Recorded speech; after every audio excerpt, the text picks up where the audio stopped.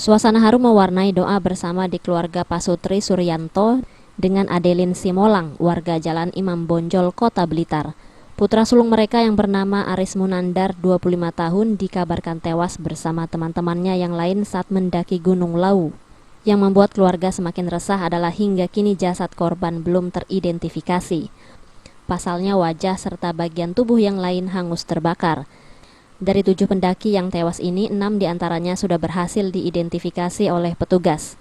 Di tengah kegundahan inilah keluarga menggelar doa bersama untuk keselamatan korban. Di tengah-tengah doa bersama ini, tiba-tiba salah satu keluarga menangis histeris karena teringat sosok korban. Paman korban berharap meski kecil kemungkinan keponakannya selamat, namun keluarga tetap berharap ada keajaiban dari Tuhan agar Aris Munandar selamat. Keluarga sendiri terakhir kontak dengan korban hari Sabtu saat korban berangkat ke Gunung Lawu untuk mendaki bersama tim pencinta alam.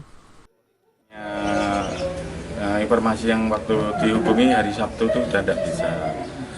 Terus hari Sabtu kan informasinya rencana mau pulang.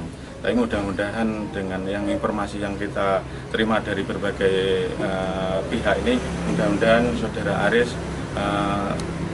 ada mujizat, tidak ada sesuatu hal apapun. Sehingga karena ini kami sekeluarga tetap berusaha dan tetap koordinasi dengan pihak-pihak terkait. Kaitan sampai saat ini kita belum ada informasi yang pasti ya.